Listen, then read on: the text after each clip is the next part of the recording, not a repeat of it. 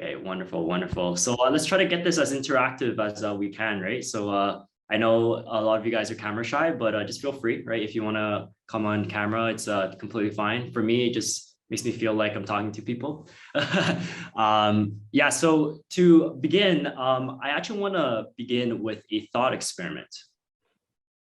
So for those of you in the audience, what I ask is that I want you all to close your eyes. Just have your eyes closed. I'm being serious, right? I'm not going to continue until every one of you guys close your eyes. And as you have your eyes closed, I really want you to stretch those imagination muscles. Imagine that you're sitting next to one another, every one of you in the audience.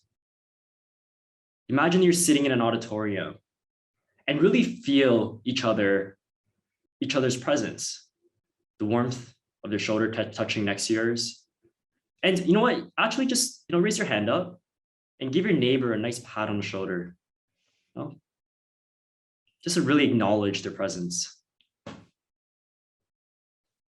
Now, what I want to point out is that we are all here together. And one of the biggest challenges of this pandemic that we've had is really this feeling of isolation and loneliness. And it doesn't have to be that way. Now, with your eyes closed, I have some questions that I want to ask you. And if it resonates with you, just go ahead and take your hand, your dominant hand, whether it's your right or left, and just put it in your heart area, right? Just really take the palm of your hand and place it on your heart area and just feel the warmth, the vibration, and maybe you can feel your heartbeat. So I have 3 questions for you. The first, how many of you in the audience today know someone who's either lost their jobs, closed down their businesses, or struggled to earn an income because of COVID? Touch your heart if this resonates with you. Have you ever felt lonely, separated from family and community, feeling like you're almost facing an unsurmountable obstacle alone over the past 2 years? Touch your heart if this resonates with you.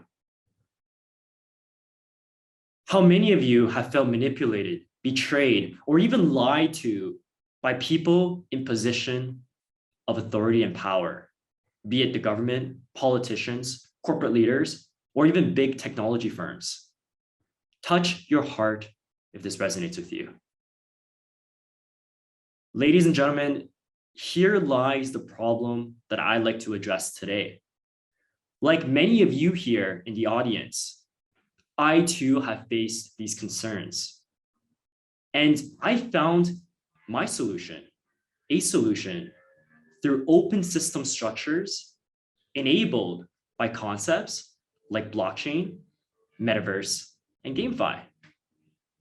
So thank you everyone for your participation in this thought experiment. You can open up your eyes now. A quick introduction. My name is Jimmy Chan, and in the spirit of Toronto Forum, although I was born in Hong Kong, I was raised and spent almost all of my life as a Torontonian. The reason why we moved was that at that time, all of us in Asia saw the immense opportunities of the West, and specifically of what Toronto had to offer. Now, having grown up in the city, I had a weird quirk. You see, I hated established rules and societal expectations. At age 16, I started my first company so that I didn't have to get a real job. And what I learned is that I can earn more with one phone call than my classmates working a whole day at minimum wage. At age 18, I applied and received a full-time scholarship to study at the Schulich School of Business. And there was really nothing special about me. I was just an average kid, but I found a loophole that helped me hack the university application process. At age 20, I developed my own university course and a unique curriculum so that I didn't have to go to school lectures. I thought they were too boring. And instead, I spent half of my undergraduate year, that's 2 years of my life, living in backpacking Latin America. I absolutely hated lectures, and I thought that I could learn more experientially outside of the classroom. And guess what? I was right. At age 22, I received the first place recognition at the Schulich Startup Night Pitch competition hosted by my school to start my past venture, which was called Odyssey 3D. Today, this company, I'm not in the day-to-day anymore, but it's ranked top 1% globally in virtual reality real estate marketing space in Toronto. I started this company because I was desperate. I knew that I was unemployable for corporate life. You see, ladies and gentlemen, for my entire life, I've detested established systems, standardization, as well as crowdthink. And I somehow found loopholes in order to crack the existing paradigm, the existing systems, in order to make life a little bit more interesting. And now today, as I speak to you, it breaks my heart to see our societal systems that governs humanity mutilate, separate, and destroy us as a species. You see, we've really cornered ourselves in progressing halfway through the 6th global mass extinction event, the last being of the dinosaurs. Our healthcare systems favor profit over lives. Our food production system makes money by turning people obese. Global agriculture favors production yields that poisons our gut microbiome. Autism, diabetes, fertility rate drops, cancer, and a number of health issues rise exponentially to a level that will cripple civilization if any of these one factors play out fully in the next 20 years. Climate change, ocean life, and our ecosystem as a whole is decimated in the same exponential growth pattern as how technology is growing. Truly, us, as global citizens, share in an existential dilemma, something that has never been experienced in the history of humankind. And what we do in the next 20 years will determine the survival of humankind after the next 100 years. And it is with this understanding that I left that past venture that I mentioned.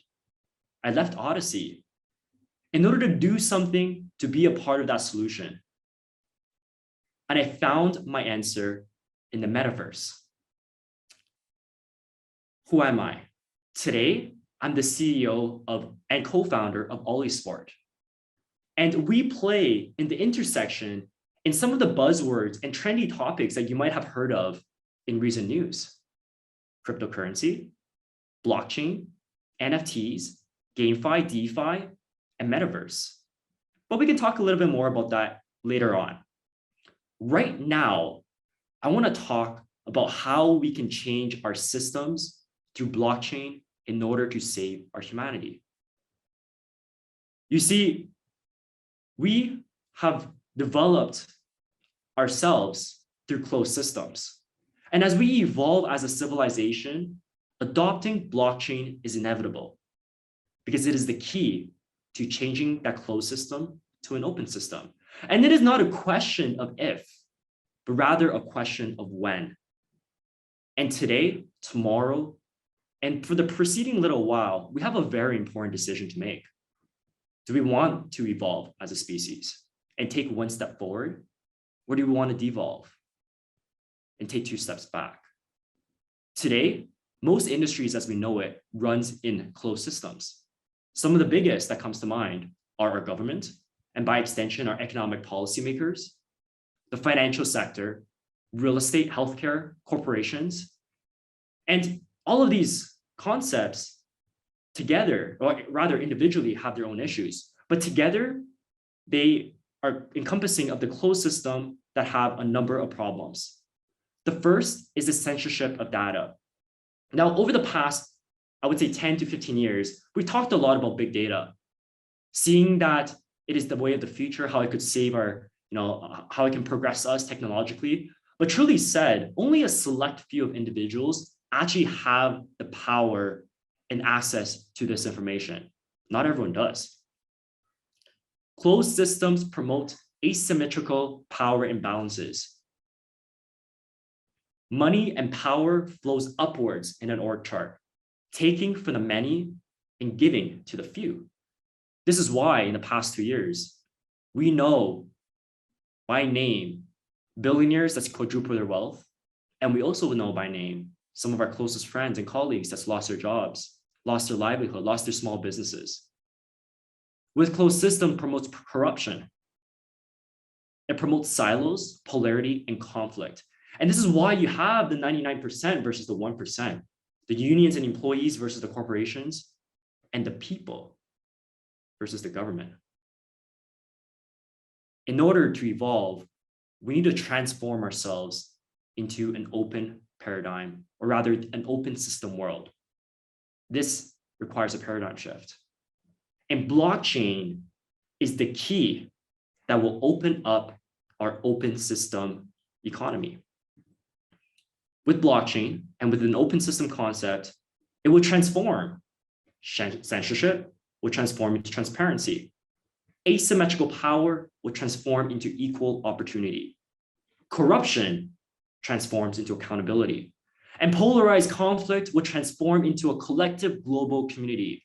And in our world, entering into a laundry list of these existential threats, be it pandemics, new variants, climate change, profit at all stake corporations, we need to organize ourselves into a unified collective.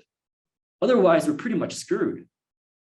Blockchain, and really the dream of Oly Sport and what we're here to create, provides a unifying global context for the world to work together in order to solve these global issues.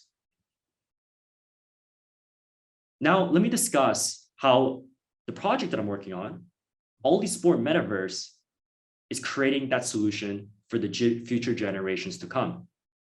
We work for our kids and our kids' kids. Today, I sit as the CEO and co-founder of this company. And now at face value, Oly Sport is an NFT horse racing race to earn, play to earn eSport metaverse. Now, that might sound like a bunch of jargon words to you. And for the uninitiated, you might assume that we are a horse racing video game company. However, if I were to mention that and compare us to that, it's like looking at the tip of the iceberg without acknowledging the iceberg itself, the entirety of it. And it's truly what's below the water that has the true disruption effect, and that's worth discussing. So, what is below the water? Well, for one, we are an open system metaverse that everyone can participate and benefit in its wealth creation. Here's a couple of elements of what this is. First, we're not a corporation. We're a DAO, a decentralized autonomous organization. Our company does not have equity. Rather, we have governance and utility tokens built on the blockchain. We don't have a board of directors. We don't have hierarchy. In fact, my role as the CEO will soon be made obsolete in this future we're creating, because it will be the people that decides the future of our metaverse. And whoever holds our tokens, that is the bloodline of our in-game economy, they decide where the economy goes. We have full transparency, nothing to hide. We have open source coding governed by smart contracts. Now, this is a term that had complete transparency in the blockchain paradigm. And all of the deals, all of the contracts that we have is made available for the general public, as well as for professionals to audit. All major game decisions, all major development decisions are made by the player for the player. Another thing is that we have not and will never deal with fiat currency. Now, what is fiat currency? If you're not into blockchain, another word for fiat is Canadian dollars, USD, Australian dollars. These are fiat currency. We don't deal with them.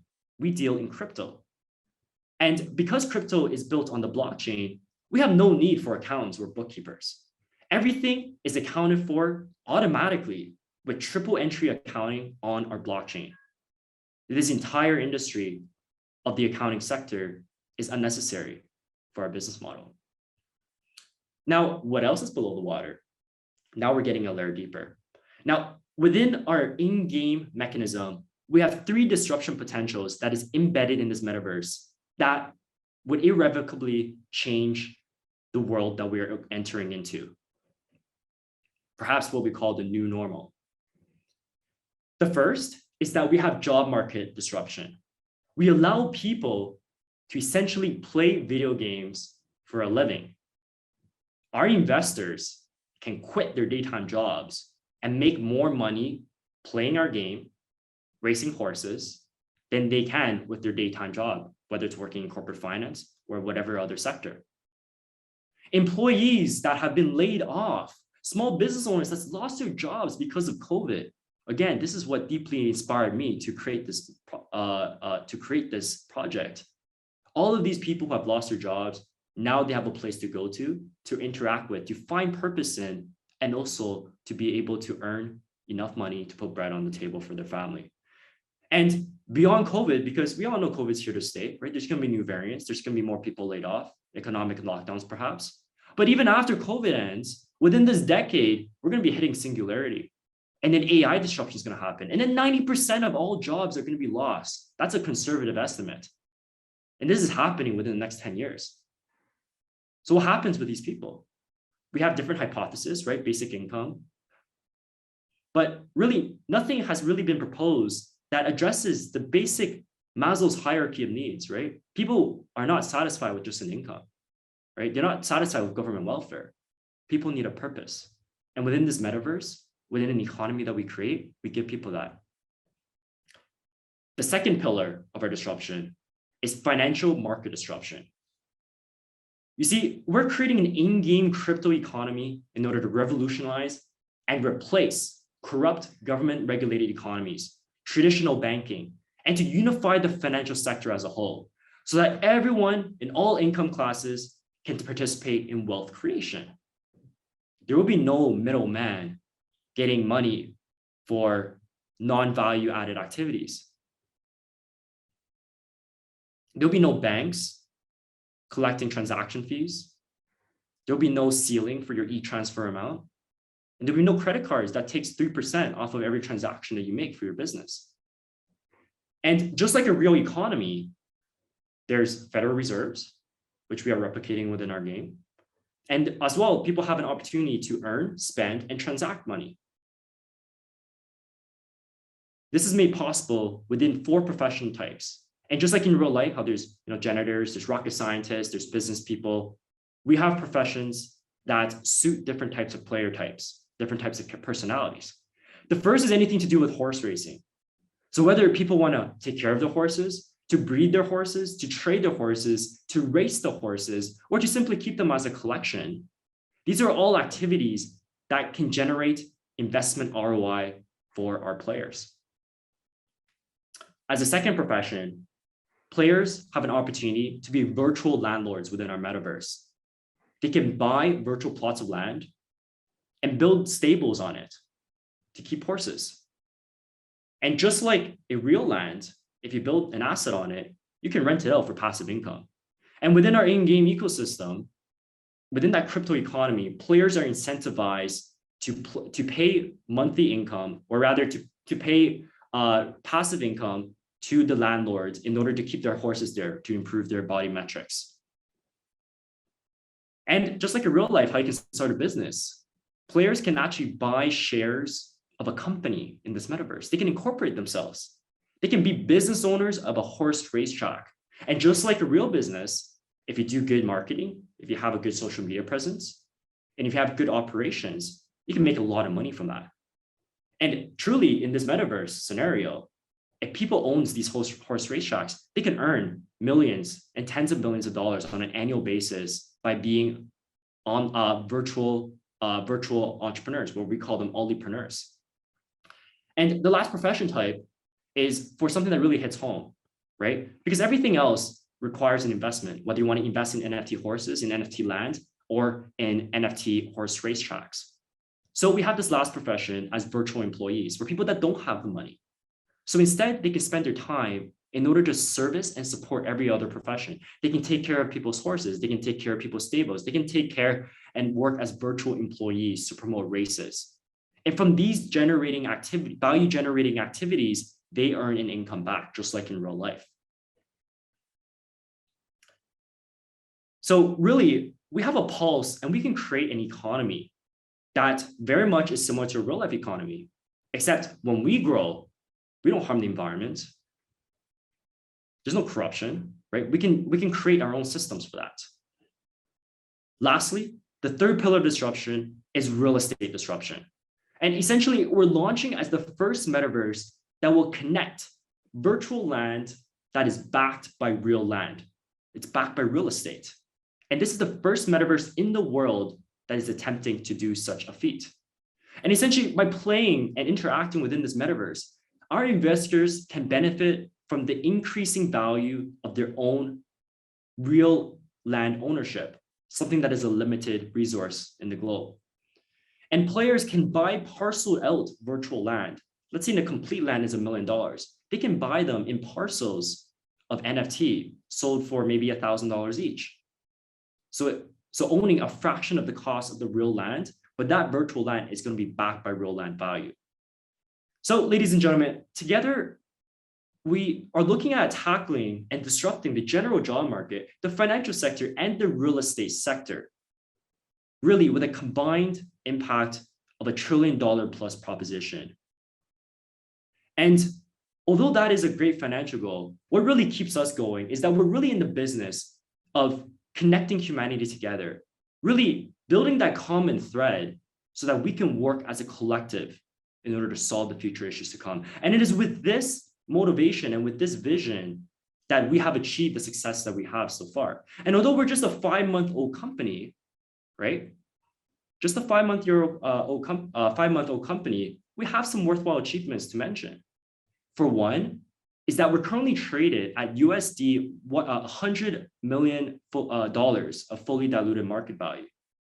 So, and just so you know, in the crypto market, I'm not sure how the audience, how aware they are of the crypto scene, but it is in downtrend right now, which means that this is the lowest price that we've seen so far. An entire market is in downward recession. So through the lifetime, and not very long, right? Two-ish months, 2.5 months, right? We've actually reached an all-time high valuation of $750 million. And we were on track to achieve 1 billion by the end of the year prior to the actual recession hitting.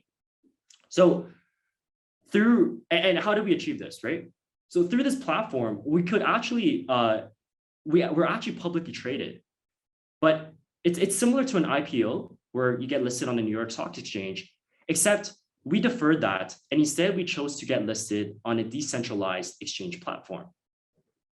And all of this is backed by blockchain technology, and it cuts out the middleman. So we didn't have to pay an investment banker, millions of dollars as mediator and transacting the deal.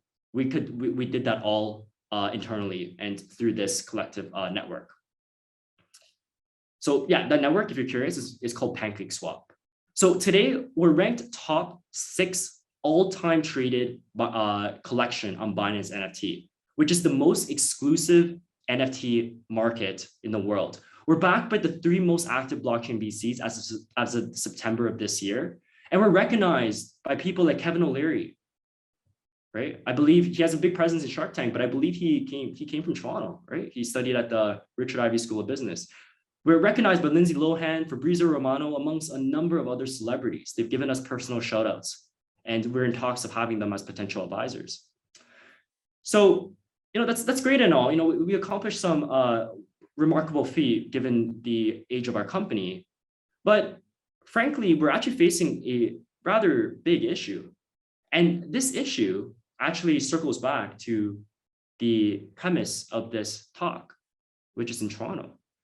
And now, although I am a Torontonian and we're branded as a Toronto company, we hire and grow our market share primarily in the APAC regions.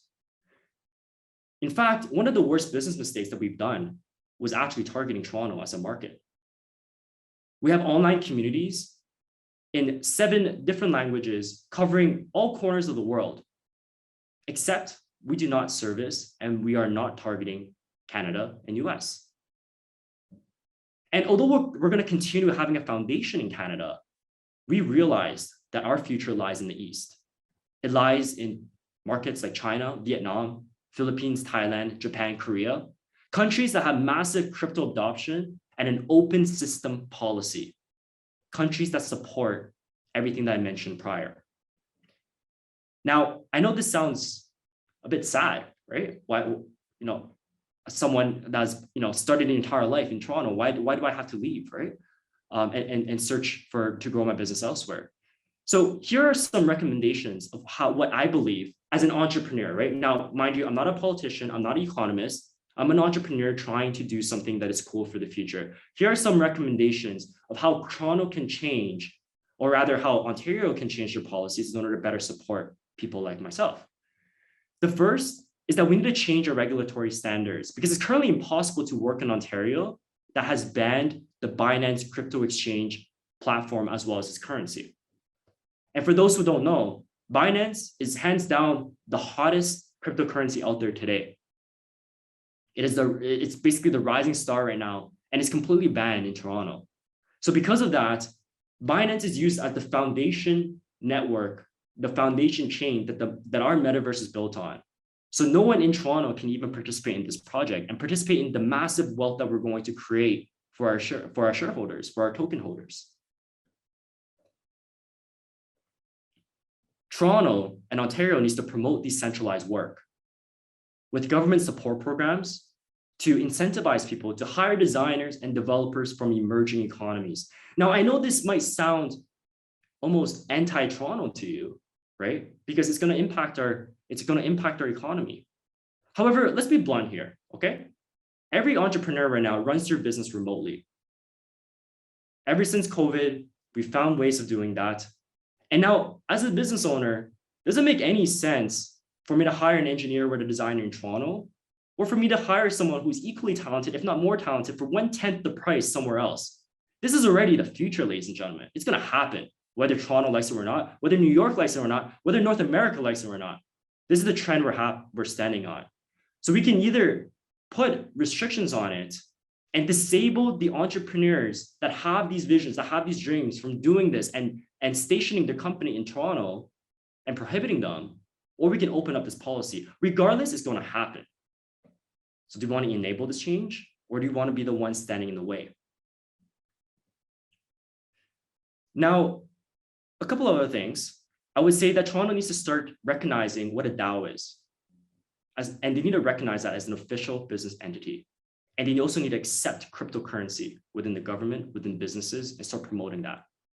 Now, I know these are huge asks. I understand that. And again, I'm not a politician, I'm not an economist, but I am leading one of the forefront developments of the world. Every month, there's billions of dollars flooding in this industry.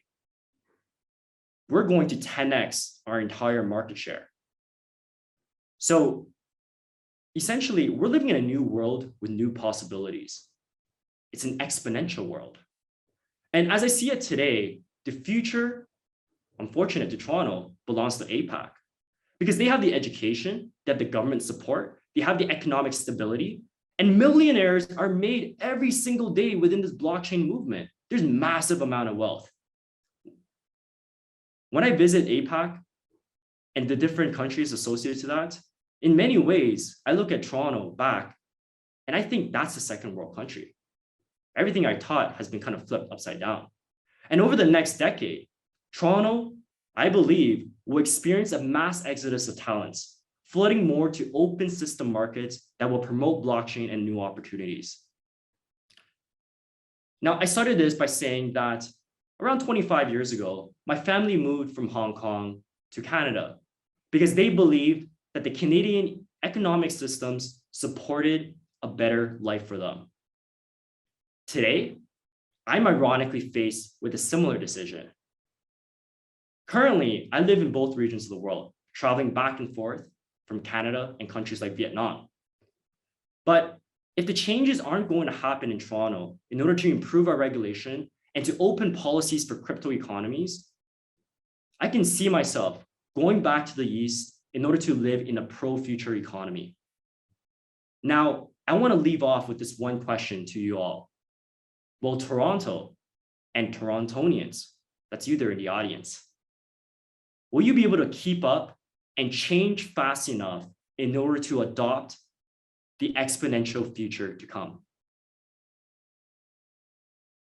Thank you. Wow, thank you very much, Jimmy. That was a super amazing talk. I really enjoyed it. I think I could listen like for 2 more hours to you. That's really nice. Thank you very much for having you here. If you want, you can also leave your contact maybe in the chat so that people can reach out to you and contact you.